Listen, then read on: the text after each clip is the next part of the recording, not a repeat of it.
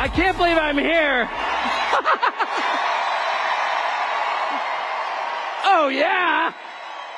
I have never in my life spoken at a political rally. I've covered a million of them for over 30 years, and I've never spoken at one, never thought I would. And I'm so thrilled. I'm honored to be here. I really am. And I am. It's totally without shame and entirely with gratitude I'm standing here. And I can't believe I just spoke after Bobby Kennedy. It's so cool. So here we are at an enormous Donald Trump rally less than 2 weeks before the presidential election.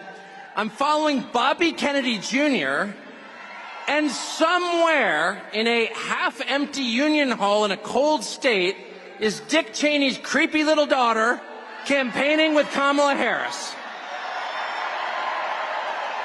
And I have to say, that is a thrilling trade as far as I'm concerned. I never thought I would live to see the day when Bobby Kennedy would be one of the most beloved figures in a room full of Republicans, and Mr. Burns from The Simpsons and his criminal daughter would be Democrats. It's just absolutely wonderful.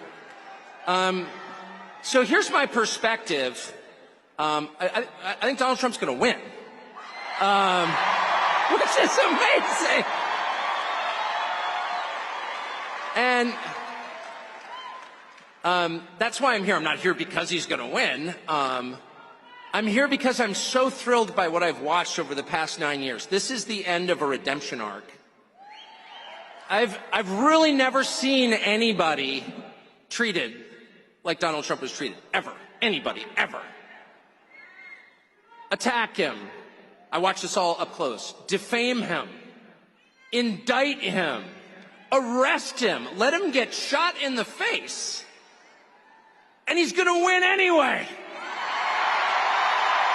Oh!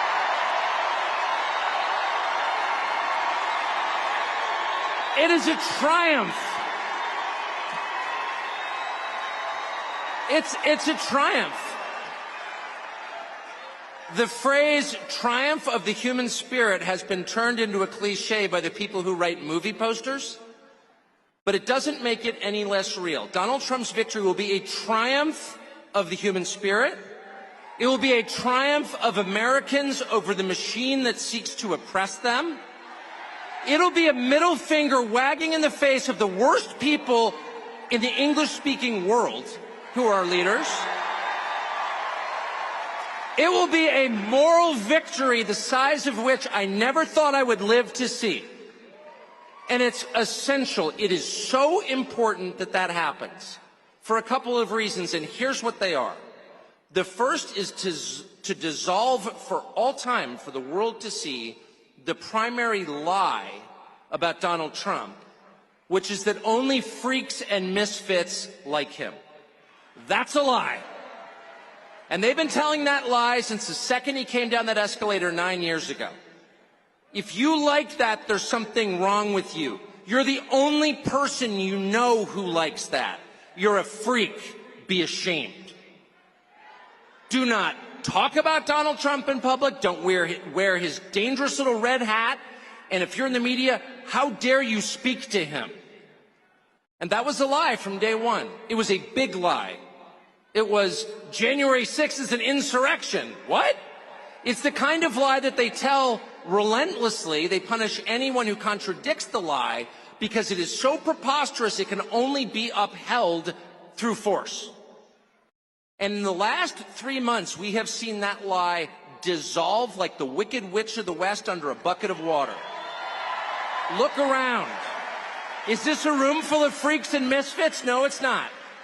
This is a room full of people who love their country enough to obey its laws, who sincerely believe in its founding precepts, who pay their taxes, who go to work.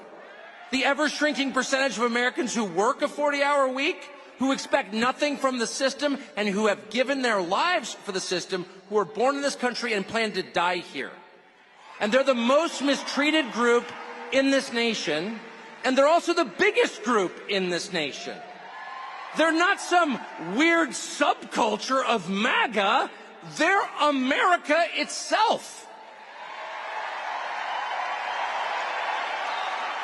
And the only people who are denying that are the freaks and the misfits, who it turns out are themselves a tiny, bizarre minority, a cult, who have controlled the rest of us through fear and aggression. And that has ended. And it has ended thanks to the heroic stand that a couple of individuals have taken, first among them Elon Musk. Elon Musk, who single-handedly saved the First Amendment to the Constitution, which, let me remind you, is not just a feature of America, it's the basis of America. It's the First Amendment for a reason. It's what separates the free from the enslaved. Slaves are not allowed to say what they think. Free men have God-given right to do so and will. And this is the only country on earth in which that is guaranteed. And without Elon Musk, it wouldn't be, because he stands alone as the owner of a media platform that is still open. There's only one, and it's X.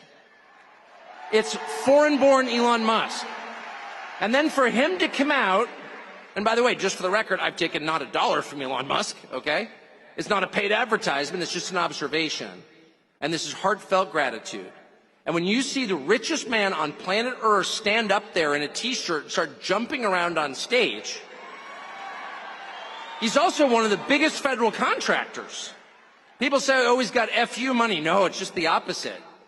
There is no such thing as FU money. The more money you have, the more vested you are. There's only FU poverty, actually, is the truth. And Elon Musk has more to lose than any living American by taking the position that he did, and he did it anyway. And so what's the message? If the person who's created the most, not just piles of cash, he's not Larry Fink, he's not worshiping money like our finance class, he's building things. And if that guy is for Donald Trump, and not only not ashamed of it, he's jumping around in a T-shirt, I can see his belly button, he's so excited, then maybe I'm not alone. Maybe I'm not the freak. Maybe what you're really watching is the tyranny of MSNBC, a channel with virtually no viewers, a channel on which almost every single person has a personal life so grotesquely weird, if you knew the details, you'd call for their arrest.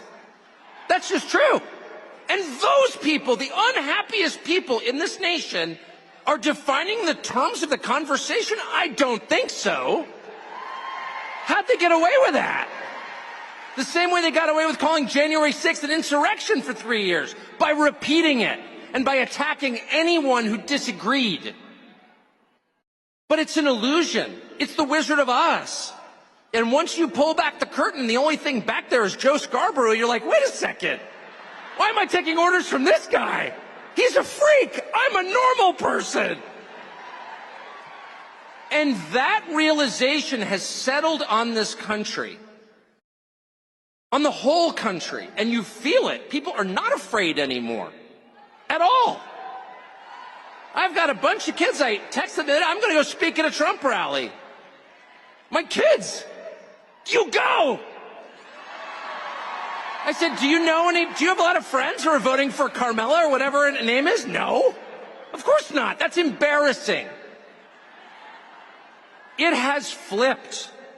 The story the country tells itself about reality has flipped. None of the normal people are supporting the Democratic machine. Tim Walz is supporting the Democratic machine. A man you would never allow to babysit your own children. That's the archetype. It's the party of weirdos, of envy, of hate, of resentment, of bitterness, of weakness, of a total lack of creativity. It's a party of conformity. It's a party of the machine, where it doesn't matter who the candidate is because individuals are immaterial. All that matters is the collective. That's the Soviet model. And opposing them is the rest of the country, slowly waking up to the fact that these people have no moral authority whatsoever. They have no legitimacy in a democracy where the government must rule by the consent of the governed. They have no consent. And the way that they've treated this country over the past 4 years is the most shocking thing I've ever seen in 55 years. To allow millions of people mostly young men with no skills and no English, into our country illegally, and then fly them around at our expense and give them phones and put them on welfare programs that no American citizen can get? It is the most insulting. Yeah, boo. But it's worse than boo. That's the biggest crime in the history of the United States of America. And it takes incredible stones, incredible gall for the people who did that to stand up there on a stage and give you a lecture about how you're immoral. It's too much. And so that's the second important thing about this election, okay? The first is every person in this room needs to understand you are not in a despised minority. You are in an incredibly gentle and tolerant majority who put up with this crap for way too long. As they insulted not only you, but the memory of your ancestors who died for this country. They tore down statues to their memory. People have never built anything in their lives. They went out of their way to humiliate you and spit on you and the graves of your ancestors. And that's not an exaggeration. They did that. And this country is so nice. It's so polite. It's so thoughtful and empathetic and sweet. It's the kind of country that loves dogs and gives directions to strangers, that we put up with it for 4 years. But we can't anymore. We just can't. And we can't for two reasons. The first reason that we can't put up with it for one more minute is because it's just not justice. It's not. It's not justice. It's unfair. You cannot reward the most parasitic, useless, violent, nasty, aggressive people in your country. You can't make them the richest. You just can't. It's just wrong. In a fair, decent country, the people who work the hardest, who have the highest level of talent, who are the most creative, who are the most decent to their neighbors, who give the biggest tips to waitresses, those people should be successful. Those people should be revered. It shouldn't be Larry Fink. Are you joking? Kamala Harris shouldn't have a job. She has no skills.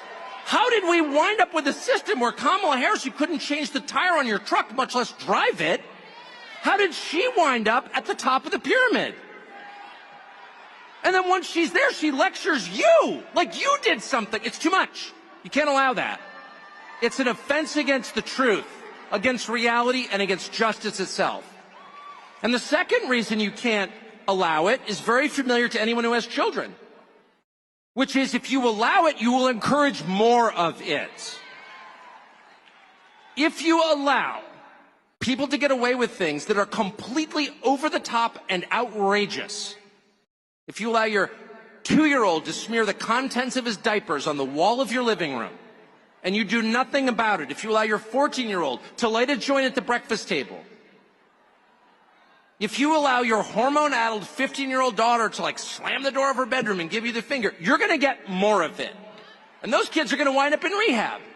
It's not good for you, and it's not good for them. No. There has to be a point at which dad comes home.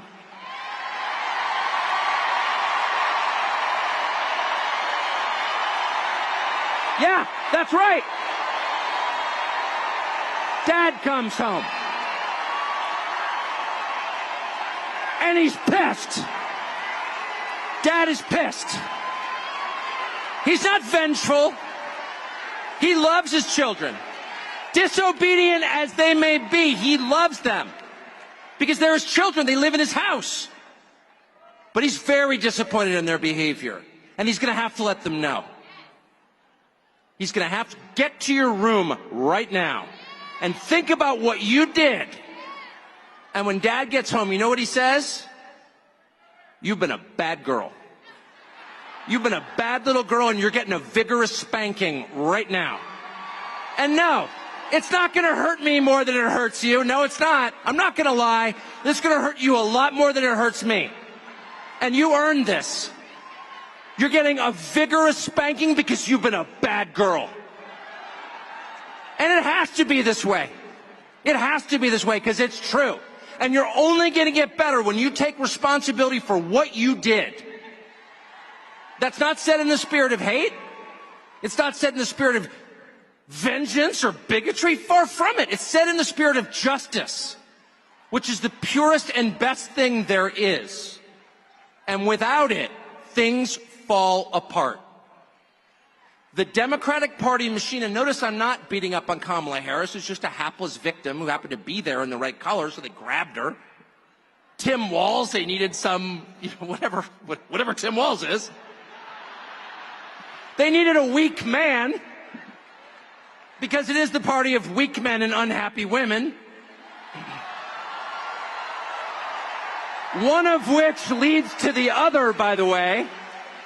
Where you find weak men, you will inevitably find unhappy women. Sorry.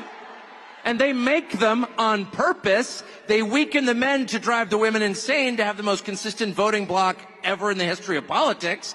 Unhappy women, made unhappy by weak men.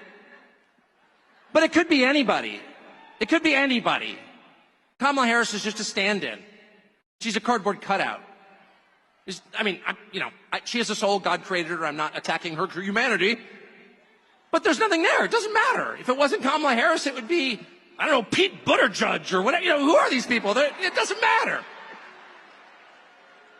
They're the cutouts. They work for the machine. They're totally dispensable. They're replaceable. And they need to have limits set for them. And so on Election Day, and I sincerely believe Donald Trump's going to win. And if I thought he was going to lose, I'd be here anyway, by the way. I would. In fact, I would have been here earlier if I thought he was going to lose, just to make the point. I mean it. I don't like people who jump on the winning train, okay? I think Donald Trump's going to win.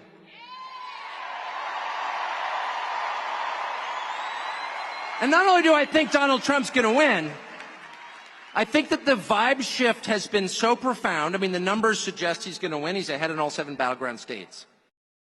But much more important, and the early voting seems to be favoring him. But more important even than the conventional political markers is what you smell around you. And it's the return of freedom. It's the return of the country you grew up in, where you could say things like, I like that guy, and maybe you like the other person. That's fine. That was not allowed for 9 years. And it's allowed now. And I think, and it's because of what they did, by the way, they deserve this. But I think the vibe is so strong right now, I don't think we can get away with pretending something else happened. I don't think we can have another 2020 at this point. I just don't. I don't. Where they hid relevant facts from you, they prevented you from knowing about their candidate and then claimed victory. Or 37 billion votes or whatever they claim he got. That's rigging the election. Period. If the government prevents people from knowing critical information about a candidate, they have rigged the election. And they did that. Period. Oh, you're not allowed to say that. I'm not allowed to say it because it's 100% true. And every person who hears it knows it's true, including the people who did it. I don't think they can do that again. I don't. And I don't think, no matter what they pull 2 weeks from now, 13 days from now, I don't think they can get away with standing up and being like on MSNBC, no, actually, Kamala Harris is historically popular, it turns out. Woman who's never had a job, who can't even pronounce her own first name consistently. That's how false she is. Some woman who grew up in Montreal, Canada, is lecturing me about America. Okay. I don't think they can do that, because I don't think people are going to sit back and take it. I don't. It's enough. It's enough. That's the point at which you say, no, I'm sorry. I put up with this crap for a long time. I indulge your little fantasy. It's like when your teenage girl becomes a vegetarian, you're like, okay, that's, okay, it's fine. No, I totally understand. You're like, it's a phase. But if that phase goes on for 9 years and includes destroying your major cities and allowing your country to be invaded by millions of foreigners whose identities you don't know and whose purpose in this country is unclear, by the way, why shouldn't we feel threatened by that? If they go out of their way to crush families, to make it impossible for your kids to buy a house, I mean, getting involved in the sex lives of your children, which they are. If they do all of that, they need to lose. And at the end of all of it, when they tell you they've won, no. You can look them straight in the face and say, I'm sorry, Dad's home, and he's pissed. Thank you.